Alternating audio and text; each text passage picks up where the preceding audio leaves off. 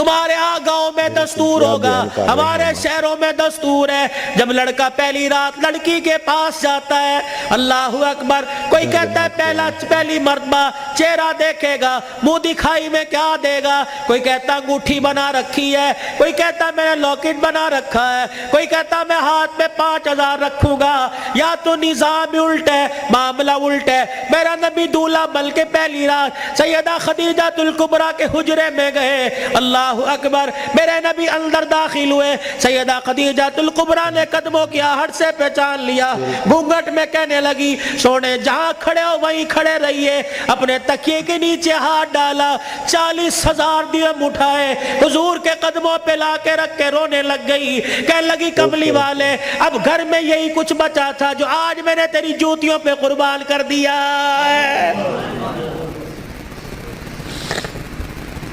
یہ وہ خدیجہ الکبریٰ ہے جسے دنیا نے اسلام کی ملکہ کا نام دیا ہے۔ اسی کی بیٹی سیدہ فاطمہ الزہرا رضی اللہ تعالی عنہ، کائنات کے اندر بڑے بڑے جوڑے آئے لیکن اللہ کی قسم فاطمہ علی سے بڑھ کے جوڑا کوئی نہیں آیا ہے۔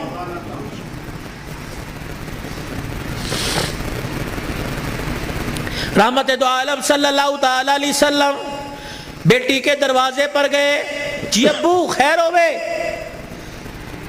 تم بھی کبھی یہ سننا سمجھ کے بیٹی کے دروازے پہ چلے جایا کرو اور جا کے کہا کرو آجا تیرا باپ تجھے لینے کے لیے آیا ہے۔ لیکن اس نبی کو کیا پتا تھا جس بیٹی کو میں میکے لینے کے لیے گیا، سسرال لینے کے لیے گیا کہ میکے آجا، 4 دن باپ کے گھر میں رہ کے ویڑا آباد کر جا، اس نبی کے علم میں کیا تھا کہ 1400 سال کے بعد بہن دروازے پر آئے گی، بھائی دیکھ کے کہے گا ہنے تے گئی سی پھر آ گئی ہے۔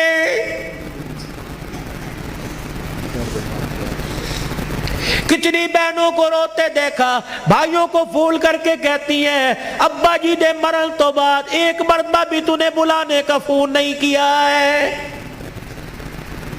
او لوگو چھٹیوں میں بہن کو بلا لیا کرو، عید تہوار میں بہن کو بلا لیا کرو، رب ذوالجلال کی قسم ہے تمہارے گھر میں آ کے بہن کھائے گی، پروردگار عالم بہن کے کھانے کی برکت سے اللہ تیرے رزق میں اضافہ فرمائے گا۔ ماں باپ کو کھلانے سے، بہن بھائیوں کو کھلانے سے اللہ کی قسم گھر کے اندر برکت آیا کرتی ہے، بے برکتی نہیں ہوا کرتی، گھر کے اندر رزق میں عزت میں اضافہ ہوا کرتا ہے۔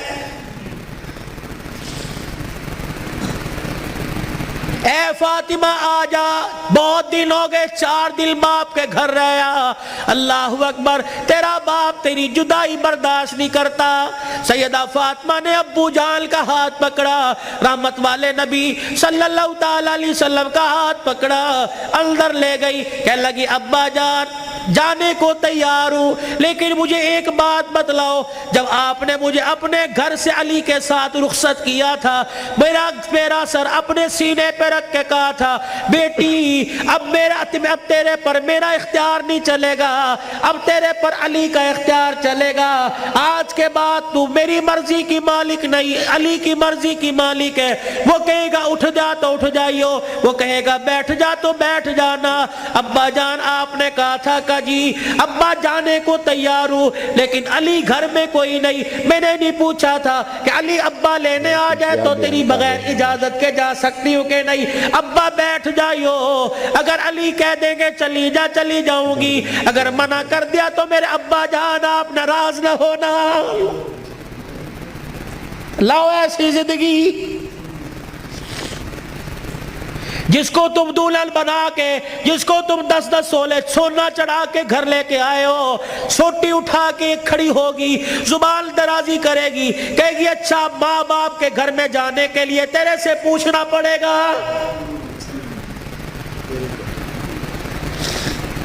اے علی رضی اللہ عنہ اپنی بیوی فاطمہ سے کہہ دے تیری بغیر اجازت کے تیری بیوی کو گھر سے باہر کوڑا پھینکنے کی بھی اجازت نہیں ہے۔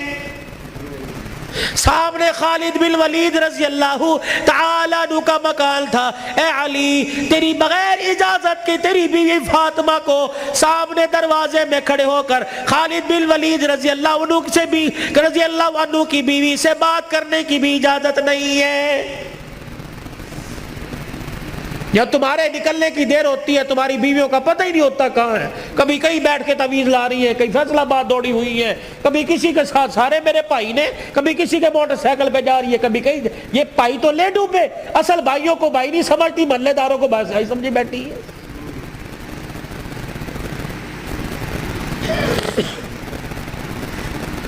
جب شریعت اجازت نہیں دیتی کہ بچہ 10 سال کا ہو جائے, 11 سال کا ہو جائے, تو بہن کو اجازت نہیں بھائی کے پاس بیٹھ سکے, بھائی کو اجازت نہیں بہن کے ساتھ لیٹ سکے, بہن کے جسم کے ساتھ اپنا جسم لگا سکے.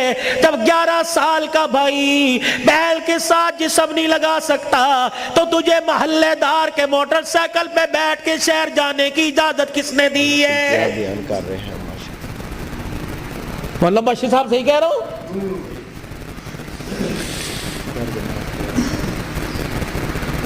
ابا جان ناراض نہ ہونا, نبی بھی نبی تھے. ہائے کہ میرے علی میں فرق ہی کوئی نہیں, علی کہاں میں کہاں, اب تجھے لے جانے کے لیے علی سے اجازت لینی پڑے گی. چپ کر کے گھر کے کونے میں بیٹھ گئے. کب آئے گا, کب آئے گا, کہاں. اتنی دیر میں سیدنا علی رضی اللہ عنہ نے گھر کے حجرے کا پردہ ہٹایا, ناک کی نتھے پھلائی. فاطمہ ابا آئے ہیں. علی تجھے کیسے پتہ لگا؟ کہ ویڑا بتلا رہا ہے, نبوت کی خوشبو سے مہک رہا ہے. وہ بیٹھے. کیوں, کوئی غلطی تو نہیں ہوگی؟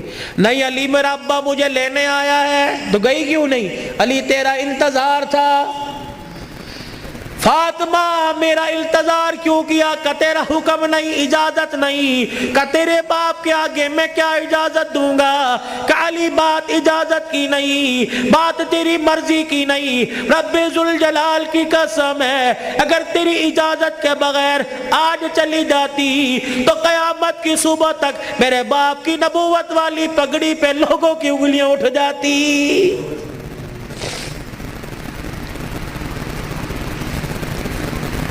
اگر یہ میرا پیغام بہنوں تک جا رہا ہے, بیٹیوں تک جا رہا ہے, خدا کے واسطے لڑنے سے پہلے سوچ لینا میرے باپ کے بالوں کی سفیدی رل جائے گی. گھر کے اندر زور زور سے بولو گی, محلے والے کہیں گے فلانے دی تینے ویکی تماشا لگا رکھا ہے. رب اکبر کی قسم ہے تیرے باپ کی پگڑی رل جائے گی.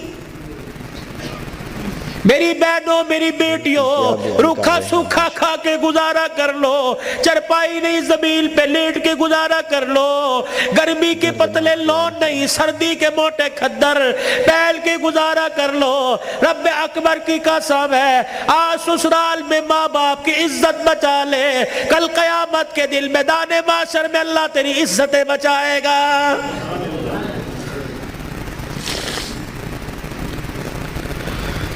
علی رضی اللہ تعالیٰ عنہ کہنے لگے جلدی جا. علی جاؤں گی صحیح لیکن جانے کا انداز کچھ اور ہوگا. کیا پایا کہ میرا پردہ آسمان کے ستاروں سے بھی ہو جائے.